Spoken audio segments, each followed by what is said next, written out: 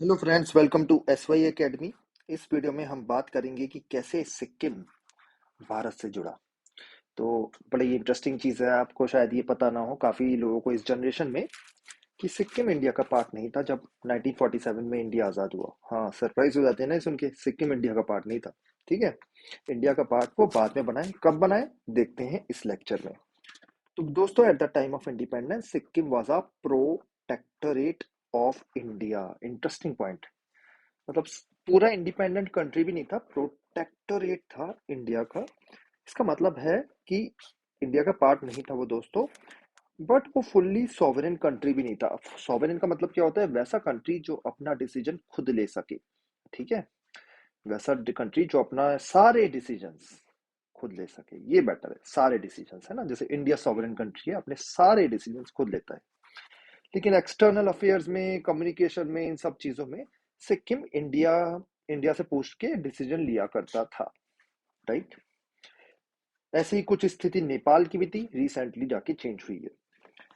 Right, Sikkim's defence and foreign relations were looked after by India. ठीक है, तो defence and foreign relation सबसे important जो चीजें होती हैं, मतलब उसको प्रोटेक्टरेट जैसे इसलिए वर्ड यूज किया गया, उसका डिफेंस भी इंडिया दिखेगा, उसके फॉरेन रिलेशंस भी जो है वो इंडिया दिखेगा। मतलब अगर यूएस से बात करनी है सिक्किम को, या यूएन में वोट क्या देना है, ये इंडिया डिसाइड करेगा सिक्किम का। ठीक है, while the power of internal administration was with Chogyal.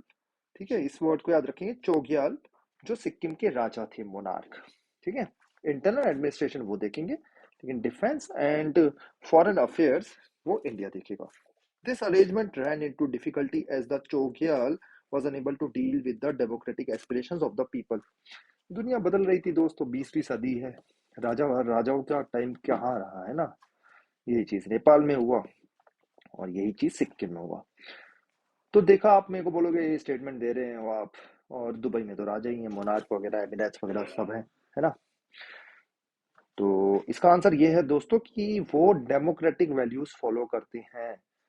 Right, ठीक है, चाइना में भी आप बोलो कि हाँ जी ऑटो ऑथोरिटेरियन चीजें हैं, लेकिन लार्जली डेमोक्रेटिक है, इन सेंस कि वो इकोनॉमिक डिसीजंस वहां पे लोग खुद ले लेते हैं। तो कहने का मतलब ये है कि all the successful countries are following democratic principles in 20th century. ये चीज आपको क्लियर होनी चाहिए, इंक्लूडिंग चाइना। इकोनॉमिक में, इकोनॉमी होना आगे कैसे बढ़ेगा अगर अगर वहां पे डेमोक्रेसी नहीं है इकोनॉमिक डिसीजंस में। ठीक है, हाँ कुछ कुछ चीजों में पकड़ है, लेकिन वो हर जगह ही होती है, इंडिया, यूएस, हर जगह ही होती है।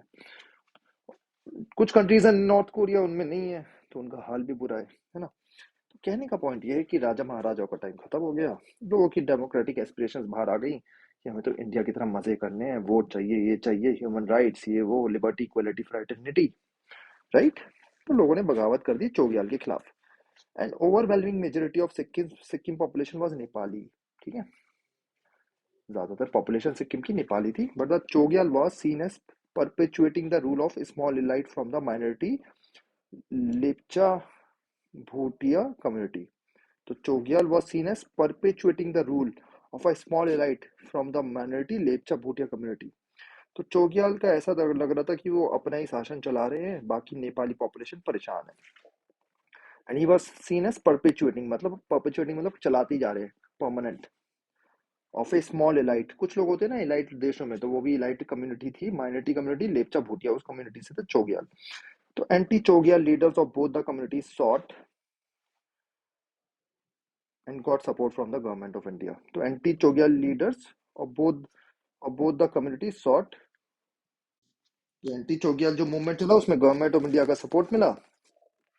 और इलेक्शंस हुए दोस्तों, फर्स्ट डेमोक्रेटिक इलेक्शंस हुए सिक्किम में 1974 में, and it was swept by Sikkim Congress which stood for greater integration with India. तो सिक्किम कांग्रेस करके वह एक पार्टी थी जो जीती इलेक्शंस में, पहली बार इलेक्शंस हुए, लोगों ने वोट दिया 1974 में, और सिक्किम कांग्रेस का ये प्रिंसिपल था कि हमें इंडिया का पार्ट बनना है, अच्छा कंट्री है ना, हमारे में एयरपोर्ट्स वगैरह बनाएगा, मतलब मदद करेगा, है ना। ओवरऑल ज्यादा जोक्स में नहीं जाते यहाँ पे। ठीक है, तो सिक्किम कांग्रेस ने बोला the assembly first sought the status of associate status. पहले तो उसने बोला कि हम एसोसिएट स्टेट रहेंगे भारत का, है ना। फिर बोले ये एसोसिएट स्टेट अजीब सा अरेंजमेंट है, सीधे ही पार्ट बन जाओ ना। And then in April 1975 passed a resolution asking for full integration with India. तो 1975 में इंडिया से बोला गया कि हमें अपना पार्ट बना लीजिए। एक चीज अब यहाँ पे थोड़ा सा मैं पॉलिटिक्स समझाना, पॉलिटिकल साइंस समझाना जरूरी समझता हूँ, पॉलिटी समझाना जरूरी समझता हूँ दोस्तों। वो ये है कि कोई भी कंट्री इंडिया का पार्ट बन सकता है कॉन्स्टिट्यूशनल अमेंडमेंट के बाद। ठीक है दोस्तों, कॉन्स्टिट्यूशनल अमेंडमेंट, कॉन्स्टिट्यूशन को बदल दो पार्ट बन सकता है, लेकिन कोई भी स्टेट इंडिया को छोड़ नहीं सकता। ये कॉन्स्टिट्यूशन में प्रोविजन नहीं है। तो कॉन्स्टिट्यूशन में ये प्रोविजन है कि किसी भी स्टेट को इंडिया का पार्ट बना लो कॉन्स्टिट्यूशनल अमेंडमेंट करने के बाद। ये हुआ सिक्किम के साथ। दिस वाज फॉलोड बाय हलीली organised referendum that put a stamp of popular approval on the assembly's request. क्योंकि भारत में कभी रेफरेंडम हुआ है? रेफरेंडम का मतलब लोगों ने डिसाइड किया है कि हमें किसी का पार्ट बनना है नहीं बनना। आंसर है हाँ, सिक्किम में। ठीक है, सिक्किम में रेफरेंडम हुआ, लोगों से वोट कराया कि आपको इंडिया का पार्ट बनना है, लोगों ने बोला यस। ठीक है, the Indian parliament accepted this request immediately. India खुश हो गया, वाह हमारा साइज बढ़ गया। And Sikkim became the 22nd state of the Indian union. अभी कितनी स्टेट्स हैं इंडिया में? कमेंट सेक्शन में लिखो। Chogyal did not accept this merger. Chogyal को पसंद नहीं आया। किसको पसंद आएगा यार, राजा कौन छोड़ना चाहते हैं ना। And his supporters accuse the government of India of foul play and use of force.